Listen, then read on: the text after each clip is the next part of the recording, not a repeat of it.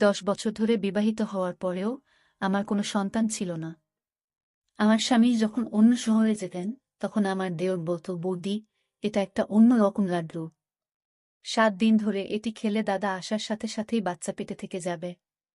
আমি সেই লাড্ডুগুলি খেয়ে নিয়েছিলাম এবং আমার একটি বাচ্চা হয়েছে। বাচ্চাটির জন্মের সময় আমার দেওর চিৎকার করে বলেছিল যে এই শিশুটি তার। আর যখন ডিএনএ টেস্ট করা হয়, তখন যেন আমার পায়ের তলা থেকে মাটি বেরিয়ে আসে। কারণ ওই শিশুটি আমার আসলে কি নাম? আমি খুব সুন্দর ছিলাম এবং আমি এমন একটি বাড়িতে বিয়ে করেছিলাম যেখানে শুধু আমার স্বামী এবং আমার দেওর থাকত। আমার শ্বশুর বাইরের একটি শহরে ছিলেন। এরা খুবই ধনী ছিল। আমার শাশুড়িও ছিল না।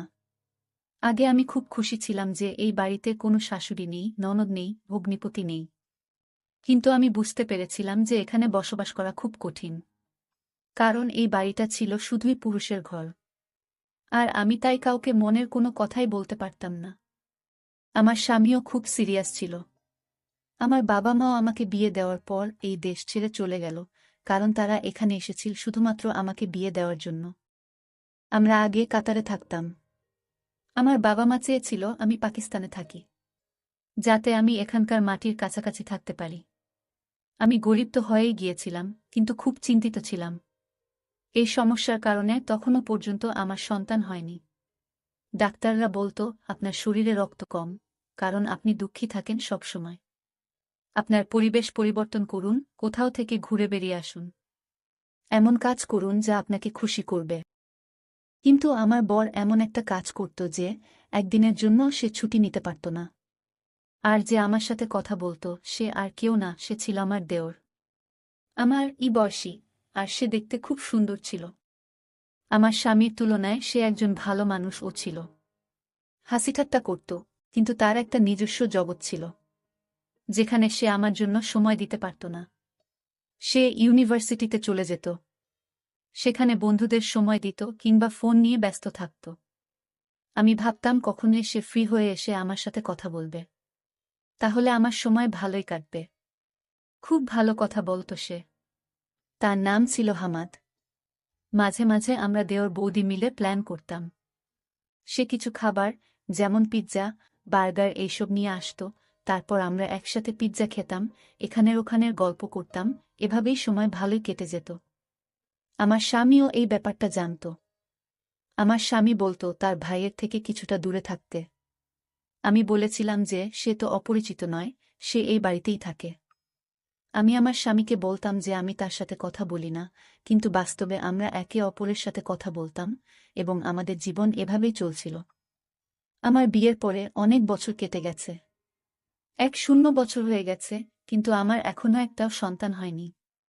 কিন্তু ডাক্তার বলেছে, আপনার খুব একটা সমস্যা নেই, আপনার সন্তান হতে পারে। ডাক্তার আমাকে বললেন, আজই আপনার স্বামীর সাথে কথা বলুন, যাতে তিনি আপনার পরিবেশ পরিবর্তন করতে পারেন, আপনাকে একটি শান্তিপূর্ণ জায়গায় নিয়ে যান। কিন্তু যখন আমি আমার স্বামীকে এই কথাটি জানালাম, আমার স্বামী আমাকে একটি নতুন খবর শোনাল। সে বলল যে আমাকে কাজের জন্য অন্য শহরে যেতে হবে এবং আমি সেখানেই থাকব। 9 বা 10 মাসের জন্য হতে পারে। সে যখন কথা বলল, তারপরে আমি কি বলবো? কারণ এটাই ছিল আমার স্বামীর শেষ কথা। সে একবার যা বলে তো সেটাই করত। আমি বললাম, ঠিক আছে, আমি তোমার জিনিসপত্র প্যাক করে দিচ্ছি। আমার স্বামী শহরের বাইরে চলে গেলেন এবং তখন আমি বাড়িতে একা থাকতাম। কিন্তু তখনই আমার দেওর আমাকে এমন কিছু বলেছিলেন যা আমাকে অবাক করেছিল। কিন্তু যাওয়ার সময় আমার স্বামী আমাকে বলে, আমি দোকানদারকে বাড়ির নম্বর দিয়েছি। তোমার যদি কোনো কিছুর প্রয়োজন হয়, তবে দোকানে ফোন করে দিলে সেই জিনিসগুলো বাড়িতে পৌঁছে যাবে। আমি বললাম, জিনিস অর্ডার করার কি দরকার, হামাদ নিয়ে আসতে পারবে। তখন আমার স্বামী বলেছিলেন, তোমাকে তার কাছে কিছু চাইতে হবে না, এমনকি তার সাথে কথাও বলতে হবে না। সে তার কাজ করুক, তুমি নিজের কাজ করো। এমনকি ওর জন্য রান্না করারও দরকার নেই। ও বাইরে থেকে খাবে। আমি বললাম, তোমার কি হয়েছে? সে বলল, আমি তোমার বর, আর তাই আমি যা বলছি তাই তোমায় করতে হবে। আমি বললাম, কিছু কি হয়েছে? সে বলল, না তেমন কিছুই না। আমি শুধু তোমাকে বলে দিলাম যে ওর থেকে দূরে থাকবে।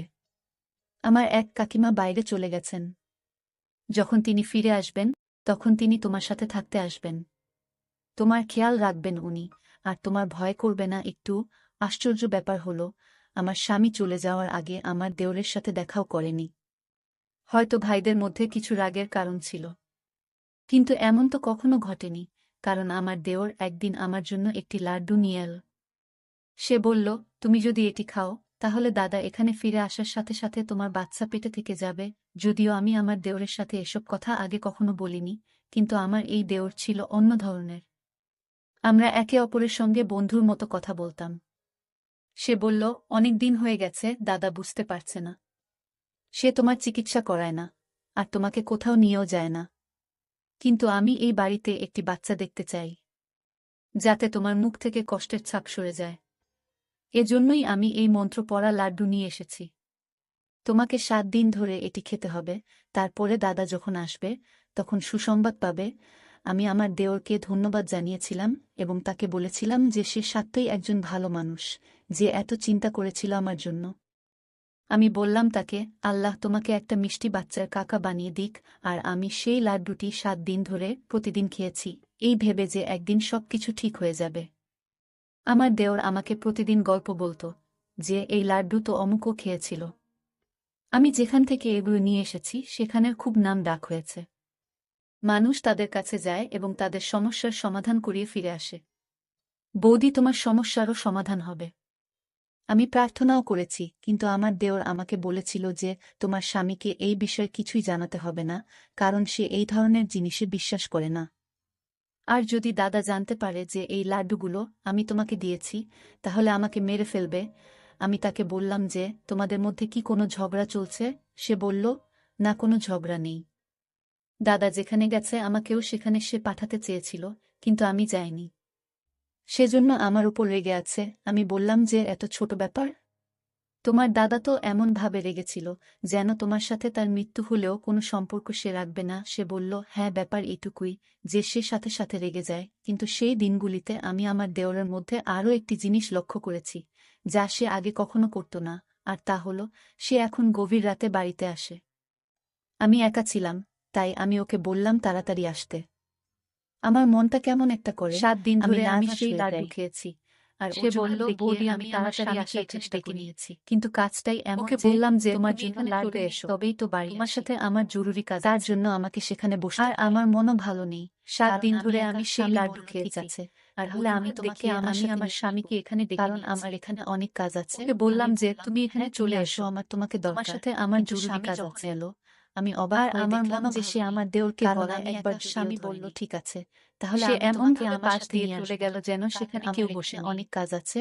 আমি বেশ অবাক হয়েছি। আসো, আমার তোমাকে দরকার। আমার স্বামী আসার স্বামী যখন এলো বলছিল, আমি অবাক হয়ে দেখলাম অবশ্যই আমার দেওরকে গলায় একবার এবং সবকিছু ঠিক হয়ে যাবে। কিন্তু এমন ভাবে পাশ দিয়ে চলে গেল যেন সেখানে আমার স্বামী আমাকে তার সাথে অন্য শহরে নিয়ে যায়। আমি বেশ অবাক হয়েছিলাম। আমি সেখানে, কারণ আমার স্বামী আসার আগে আমার দেওর আমি থাকতে দাদা এক মাস হলেই আমাকে জানতে পারলাম যে আমি সবকিছু ঠিক হয়ে যাবে। কিন্তু এটা যেন মৃত্যুমুখে কোনো মানুষ জীবন ফিরে। আমার স্বামী আমাকে তার সাথে বিয়ের 1 বছর পর এমন খবর পাওয়া ছোট কথা নয়। এখানে আমি থাকতে মাত্র 1 মাস হলো, কিন্তু দেওরের দেওয়া লাড্ডুর যে আমি গর্ভবতী। শুধু বললাম সন্তান না হওয়া কোনো মানুষ জীবন ফিরে বিছানায় থাকবো। আমার স্বামী 1 বছর পর এমন খবর পাওয়া। আমি যখন আমার দেওরকে ফোন করলাম তখন তার নাম্বার বন্ধ ছিল। কিন্তু দেওরের আমি বাড়ির ফোন নাম্বারে কল করলে চাকর ফোনটা শুধু বললাম সন্তান না হওয়া পর্যন্ত আমরা একই বিছানায় থাকব। আর ওর ফোনটা হারিয়ে গেছে। আমার স্বামীও খুব খুশি। আমি আমার দেওরকে যখন আমার দেওরকে ফোন করলাম, কিন্তু ওর জন্য একটা মেসেজ অবশ্যই করে রাখলাম। আমি বাড়ির ফোন নাম্বারে কল করলে চাকর ফোনটা তুলে বলল, ছোট। আমার স্বামী বলল, তুমি কাকে মেসেজ করছো? আর ওর ফোনটা হারিয়ে গেছে। আমি বললাম, আমি আমার দেওরকে এটা বলতে পারলাম না। বর বলল, কোনো দরকার নেই, কিন্তু ওর জন্য একটা মেসেজ অবশ্যই করে রাখলাম। এটা কেন বলছো? যে ও আমার স্বামী বলল যে সে ব্যবসায় অনেক ক্ষতি করেছে। আমার স্বামী বলল, আমি তার সাথে সব সম্পর্ক শেষ করে দিয়েছি। আমি বললাম, তাকে তার জমির অংশ দেওয়া হয়েছে এবং বর বলল সে তার অংশ থেকে বেঁচে থাকবে। এটা কেন আমাদের কোনো সম্পর্ক? আমার স্বামী বলল যে সে ব্যবসায় অনেক ক্ষতি, সে মারা যাওয়ার আগে আমি তার সাথে সব সম্পর্ক শেষ করে দিয়েছিলেন, আর তুমি তাকে এই জমির অংশ দেওয়া হয়েছে এবং এখন আমার স্বামী বলল সে একজন প্রতারক, চোর, এবং তার সাথে আমাদের কোনো সম্পর্ক রাখতে চাই। আমি বলেছিলাম যে সে, আমি অবশ্যই আমার স্বামীকে বলেছি যে তার অন্যায় করেছে, আর তুমি তাকে। কিন্তু আমার স্বামী বলেছেন যে আমার ক্ষেত্রে তোমার আমার স্বামী বলার দরকার নেই, একজন প্রতারক, তুমি হলে বউ, আমি আমার কাজ হলো ঘর চালানো, সম্পর্ক রাখতে চাই না। আর হ্যাঁ,